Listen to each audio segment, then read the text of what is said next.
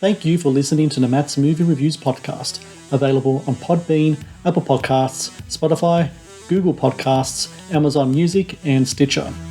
Also, please follow Matt's Movie Reviews on Facebook, YouTube, LinkedIn, Reddit, Instagram, and MeWe. And of course, be sure to visit mattsmoviereviews.net for the latest reviews, top 10 lists, and more. Now, on to the show.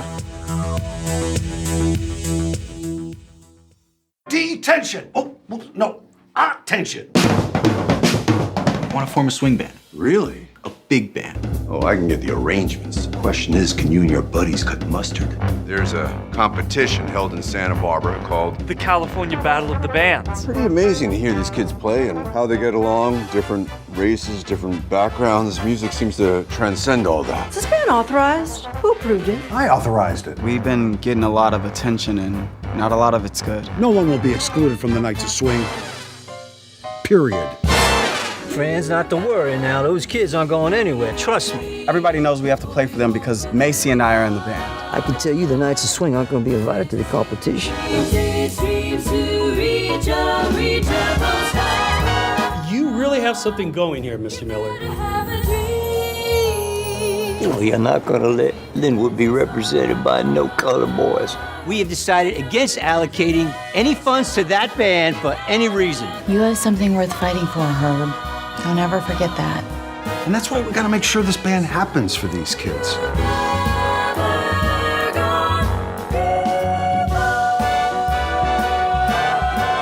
Let's go play. Let's show them who the Knights of Swing really are. Hello and welcome to the Matt's Movie Reviews podcast. I am your host, Matthew Pejkovic, and this is episode number 426. Out now on digital is The Knights of Swing, a 1947 set musical drama that tells the story of an inclusive group of high school musicians who form a really swinging big band, encountering all manner of obstacles and prejudices along the way. A handsomely crafted independent feature that has a good heart to its story and a swing to its step. The Knights of Swing is directed by Emilio Palame and David Gutel, who I'm glad to say joins me now on the podcast. And Emilio and David, I thank you so much for your time today. Of course. Thank you for having us. That was a lovely intro. Oh, well, thank you very much.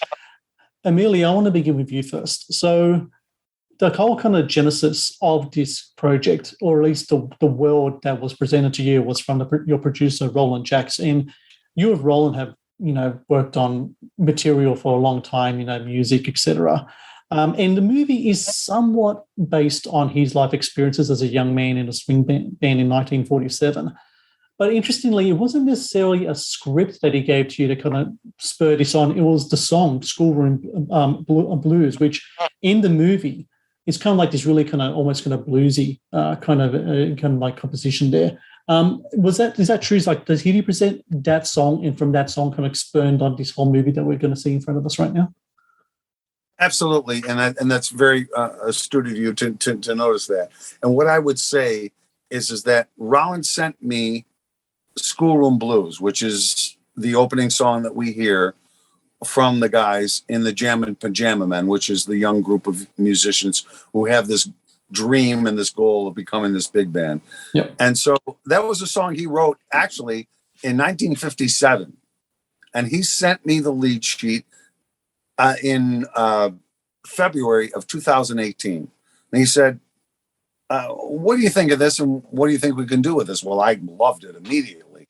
It was blues oriented. It was my passion for this kind of the old school swing of Count Basie.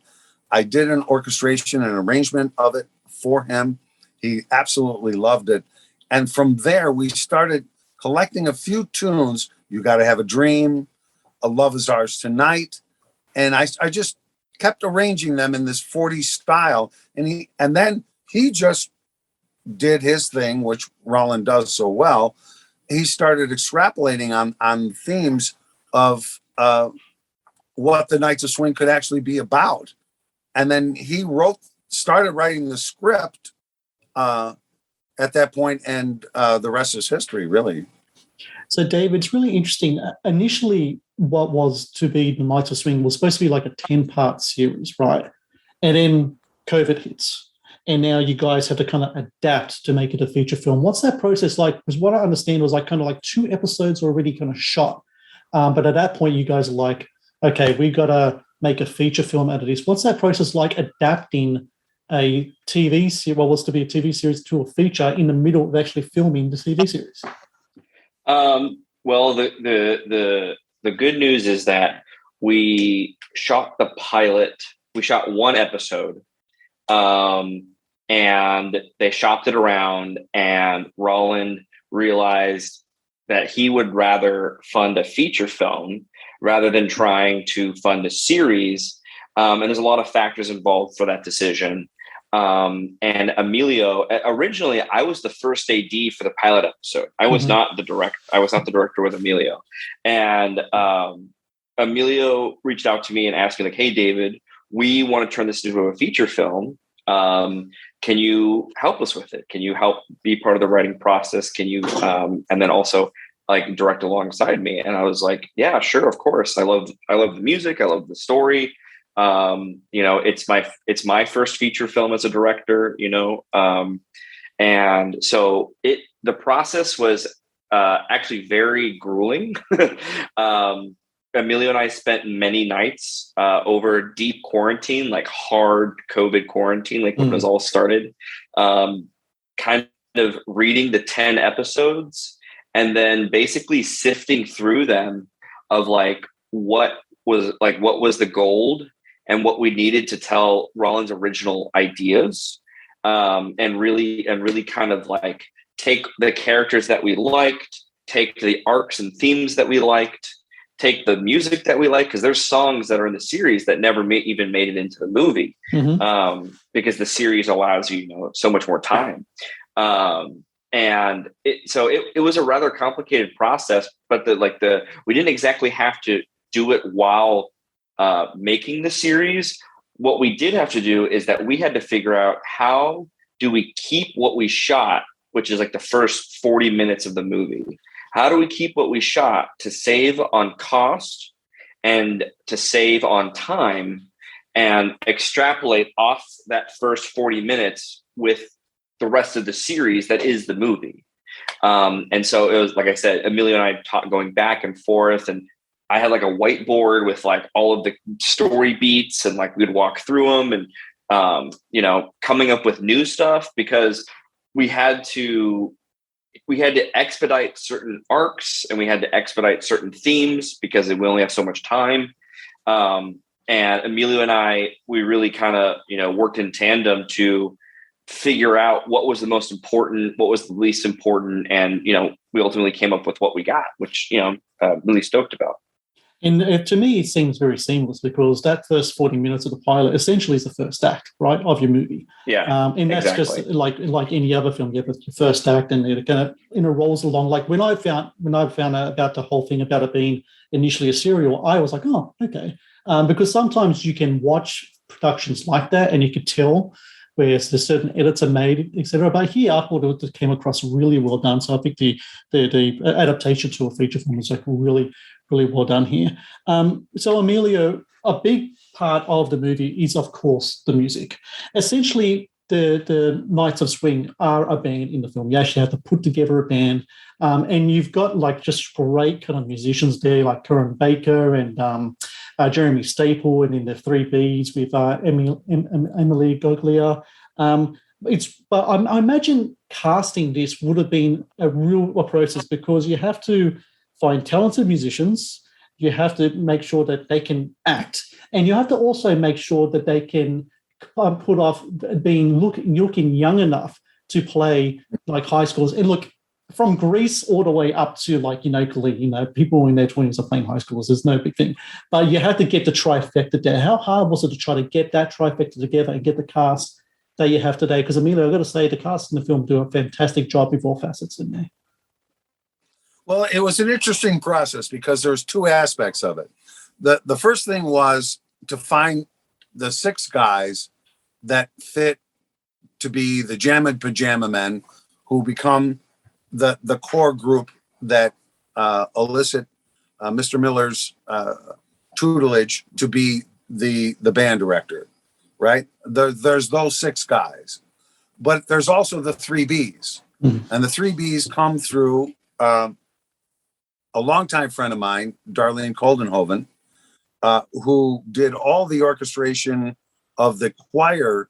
I would say not orchestration, but the arrangements of the choir of both Sister Act movies. All right. So she and she and I have worked together for almost 35 years or a little bit more. So when I called her, she said, well, one of my students, Olivia Desse, who plays Barb, and Emily Golia, who plays Bev, and Ivana were all connected to her in terms of the work that she's done as a vocal arranger.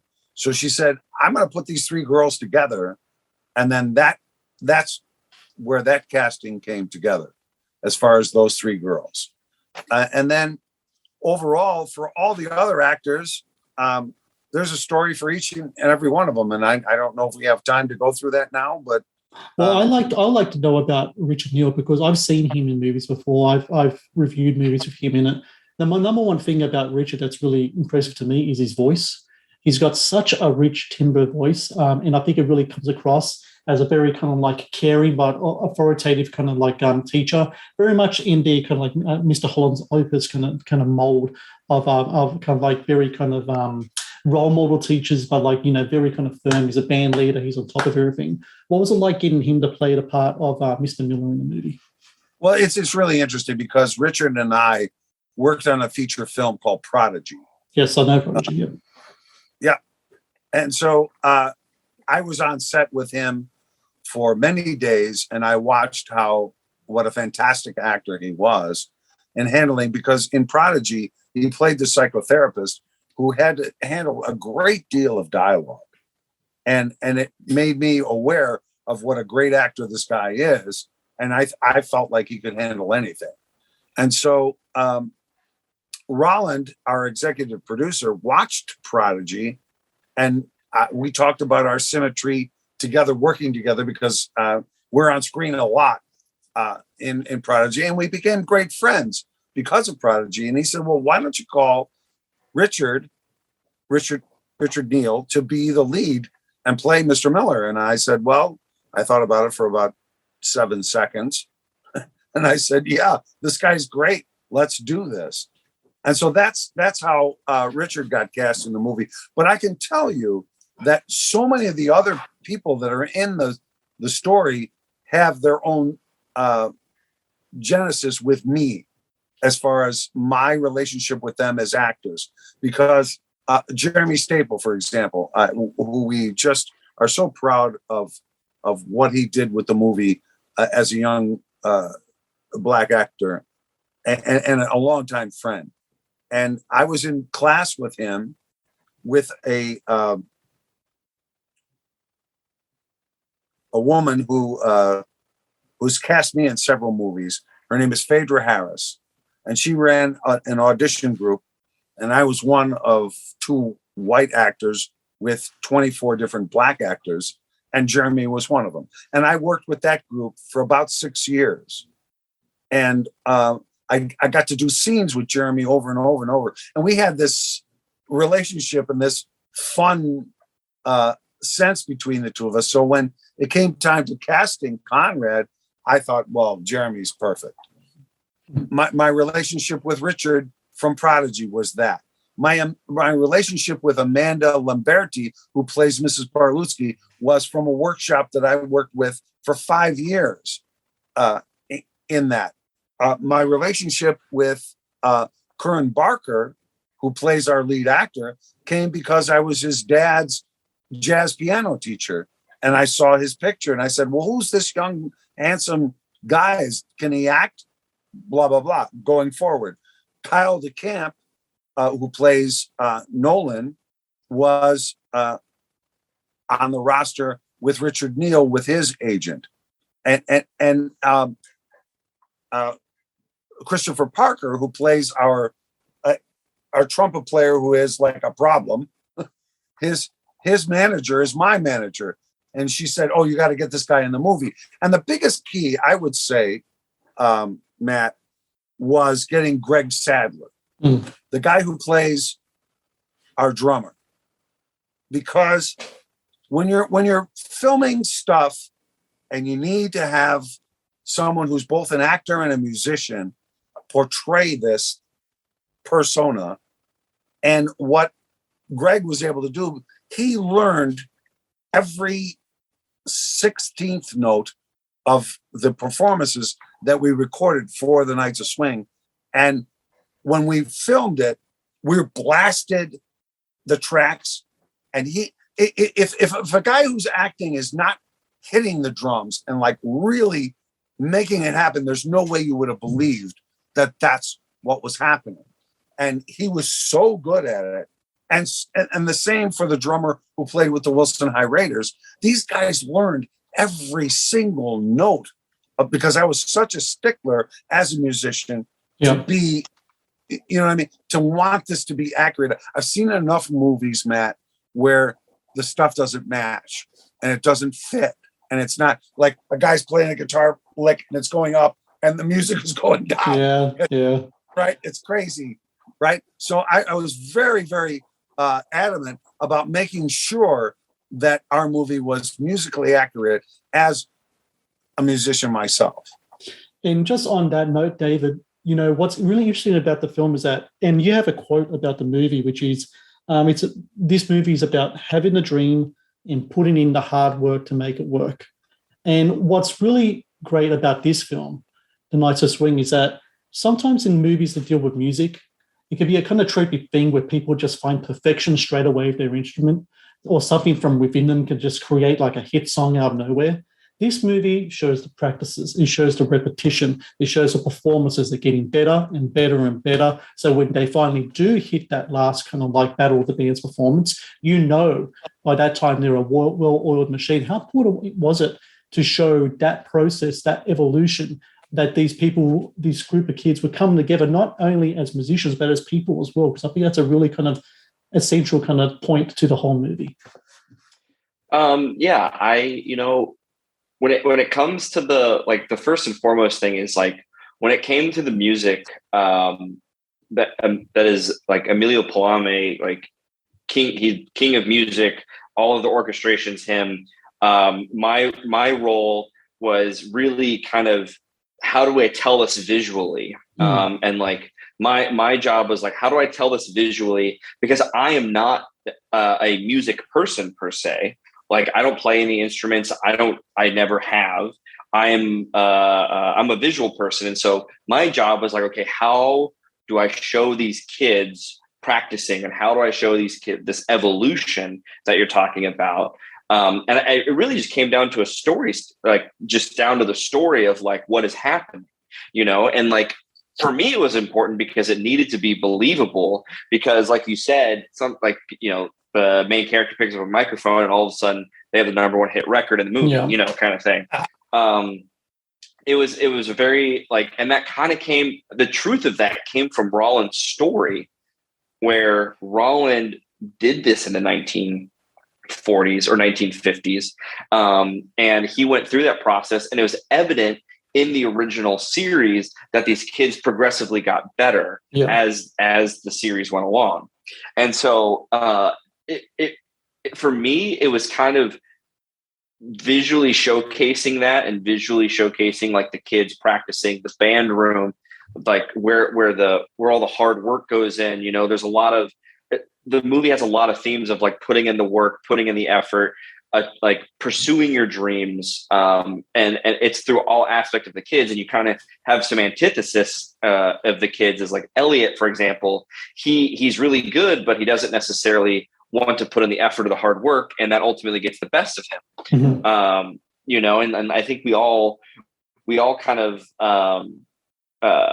struggle with that in many different degrees. I find that we all relate to certain people in the band when we're watching it. And to kind of talk about the cast thing, what was really interesting is, Emilio did a phenomenal job casting the movie, but like Jeremy Staples, he has no idea how to play the trombone. He was not a musician. You know, he was taught how to play trombone by Jordan Wainwright, who was the female trombone player. So any of the kids that really didn't have a speaking role in the band were like true musicians. And most of the people who were speaking roles were like 50-50 or like 80-20, like acting to musician. You know, the 3Bs, they're all like professional singers, so it's easy for them and whatnot. But yeah, the correlation of like the Knights of Swing and being like a lot of hard work is like, this took 3 years to make. This was my first movie, and I saw the relationship of like what these kids were trying to do with what I was trying to do, with like trying to pursue your dreams, because it's been my dream. And it's been like my goal to do this, to make movies and to tell stories and try and hopefully enlighten people and also like brighten hearts, because that's the really fun part about the movie for me, is how bright it is, and how, it's a very family friendly film that has a serious message, but is enjoyable to watch. The Matt's Movie Reviews podcast is brought to you by 80s Tees. 80s Tees is an online retailer of licensed t-shirts and pop culture gear from your favorite movies, TV shows, cartoons, video games, comic books, and musicians. Celebrate your inner 80s nerd and click on the link in the show notes below to get the raddest retro t-shirts delivered to your door. The Matt's Movie Reviews channel is brought to you by Loot Crate. Founded in 2012, Loot Crate is the worldwide leader in fan subscription boxes. Loot Crate partners with industry leaders in entertainment, gaming, sports, and pop culture to deliver monthly themed crates, produce interactive experiences and digital content, and film original video productions. No matter what you geek out about, Loot Crate has a subscription box for you. To get your very own exclusive collectibles, apparel, and gear delivered to your door, be sure to click on the link in the show notes below. What I wanted to say, as far as this whole process is concerned, is that when we started to cast the movie, the question was, do we go with actor first, musician second, or do we go with musician first, actor second? And that flip-flopped for several of the characters, because some of them, our main characters, interestingly enough, are actors first and musicians second, except for our drummer, Greg Sadler. He's a musician first, but he's also an actor, and he's a very successful actor. He's done a whole bunch of commercials and has been very successful in his acting career. But if he wasn't the musician that he was and is, it wouldn't have worked.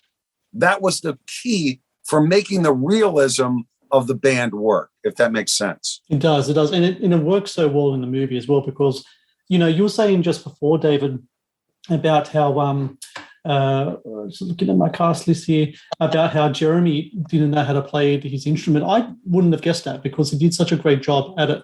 In the movie. Right. Like it just was really kind of smooth. I think that's like a word that you can really put to context in regards to the performances, in regards to acting, musicianship, etc. Amelia, I want to ask you a question in regards to the time period of that time, and yourself being I'm sure a historian of that time period of music, etc. So 1947, post-World War II, this is before kind of like rock and roll started off in the 50s, before even the boom of TV. I think TV really came into the fore like in the mid 50s, maybe early 50s or so. And what's really interesting as well is that when it came to World War II, that really had a big impact on swing music, because number one, not only was swing music the soundtrack of that era, of the Greatest Generation, but number two, a lot of musicians and band leaders fought in the war. And the movie itself references Glenn Miller, who, one of the great big band leaders and trumpeters, died during the war, from one performance to the next. I think he got shot while flying, in an airplane. He got shot down and he died that way. How much of a big impact did World War II have on swing music as a whole, especially in regards to the loss of so many big band leaders, so many musicians? And when musicians come back, did they go back into going to the big bands? Was the war too much for him? Because the film also references PTSD with returning soldiers as well. I mean, it's just such a fascinating kind of time period in that time, especially in regards to swing music at that time. Well, I think all of your points are really well taken, Matt, and I appreciate your insight into what actually we're talking about in this film, because it's really important that even though we've created a film that's very entertaining, it does touch on all of the issues that you just mentioned. And one of those things, as far as that era is concerned, is yes, Glenn Miller, and spoiler alert, Glenn Miller did die during the midst of this, and right before our movie takes place. There were all-female big bands because the men were engaged over in the European conflict and with Germany, and there was an issue with racism in 1947, with not only in schools, but just in general, where there were whites and black restrooms, where it was whites only, blacks only, drinking fountains that were that way. So we tried to touch on all of these aspects. And what I really appreciated that you mentioned, Matt, was that PTSD was a big problem. And we try to illuminate that without being heavy-handed with what our lead character's older brother is going through, and how they resolve their conflict with one another.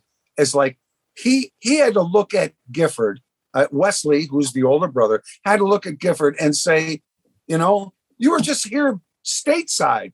You had no idea what I went through. You had no idea what I witnessed and what I heard. And that when he's playing the saxophone, and to him, it's the air raid siren, and how that resonated with him at that time, and how difficult it was for people during that period of time, post World War II, to deal with what happened to them, what happened to their families, and what happened with music during that time. Because big bands were trying to make people forget the horror. We show it in our Christmas dance. We show it how people are jitterbugging and they're happening and they're feeling great about all this, against a backdrop of this post World War II feeling that really had a lot of people crushed because they lost family members,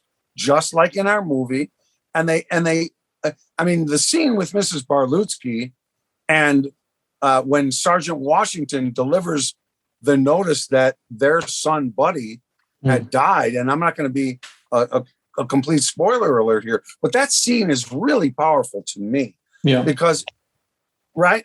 You felt it, right, Matt? When you see her anguish of the thought of losing her son, and I won't give it away, the way she did, is all of the things that we want to eliminate in this movie. And I think it's going to touch people's hearts.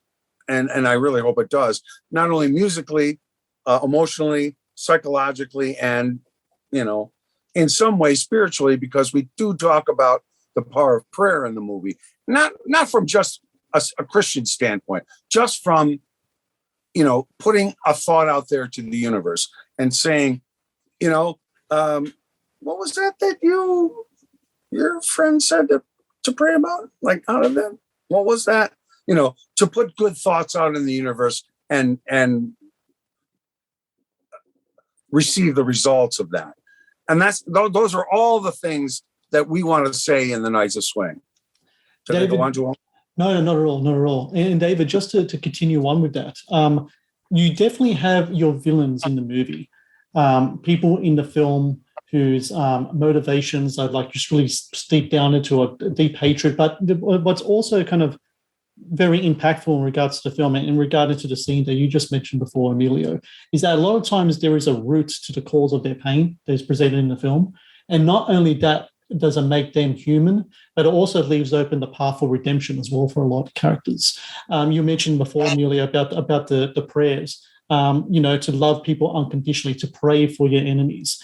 What I think is so great about that in the context of the movie set in 1947 is that, there is no Twitter, there is no cancelling, there is no online mob. It gives a moment for the issues to breathe. It gives a moment for people to reflect. It gives a moment for people to redeem themselves. And I think that's a real important issue, David, that's in the movie that you have. It's nice that you bring that up because I've mentioned this before. One of the big themes of the movie when we were writing it and breaking it down is I discovered that the movie is an ideology of allowing people to change and having room for forgiveness and having room for people to evolve and tell themselves, you know what I did was wrong. What I said was wrong. And I'm sorry I said and did those things. And in return, the people in the movie that were wronged by this person have the opportunity to forgive and to move on and to grow and to be stronger together. And I think that's like definitely something that like I see in today's culture is that when someone does something wrong, we're very quick to that there's a no tolerance, no forgiveness, no nothing. And I think we should definitely be calling people out for when they do something wrong. And we should definitely be, sounding the horn when people are hurting one another or when they are causing an injustice to happen. But in return, if those people turn around, change their actions, and ultimately express their condolences and they apologize, then there should be room to allow these people to coexist again with what's going on. And in the movie, our main villain, she's racist. She wants to stop the band. She lets her own personal prejudices guide her and lead her. And she ultimately learns that, her way of thinking isn't right because of various things that happen in the movie. And it allows herself to kind of reflect and be oh dang, like I'm in the wrong. And it takes a lot of courage for someone to say that, like I'm in the wrong, because sometimes when people are called out, they even get more entrenched in their thoughts because they're like, I'm not wrong, I'm right. And this allows for that like vulnerability to happen where you see Mrs. Barlutsky being confronted by the other villains and being like, what do you mean you're different? Like, what do you mean you changed? Like, we don't care what, and she gets that rejection from those peoples that she found ally with. But then she ultimately finds comfort in her family and she finds comfort in the Knights of Swing because they ultimately were the good in the society that she was living in that like she needed to overcome her prejudice, And so it's like that the whole theme of forgiveness and like loving one another unconditionally. It's a big through line for it because I strongly feel that we should be more open to allowing people to change and apologize and forgive because we're in a world today where there's a lot less middle ground. There's less and less middle ground.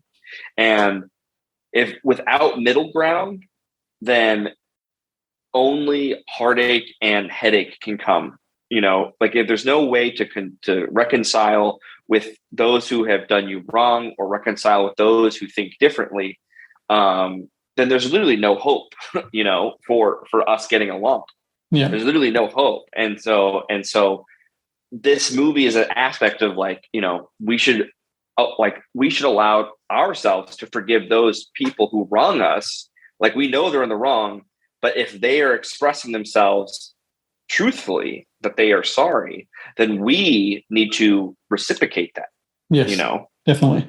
It's just about showing grace and to keep it in kind of like the context of the big band. Sometimes people might be 2 steps behind, but give them some time and they'll find their rhythm and then everything will be just all right. And for everyone listening right now, the Knights of Swing available now on digital. You can actually go to knightsofswing.com, go there, and then you can find the links to where you can rent this movie. I really highly recommend people check out Knights of Swing. You'll love the music.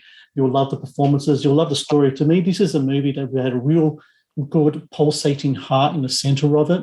And I think really the beat of the drums and the melody and the rhythms and everything else kind of just really pushed it along. And I really enjoyed this film very much. And I think it's a film that's really relevant for a lot of people today. And Emilio and David, I thank you so very much for your time today. Congratulations on the movie. And hopefully we can talk again in the future with any future projects. It's been a pleasure to talk to you both today. Thank you so much. Thank you. Thank you for watching the Matt's Movie Reviews channel. Please subscribe for more reviews, podcast interviews, and exclusive content. Also, if you would like to request a review and support my work, please join my Patreon via the link in the description below.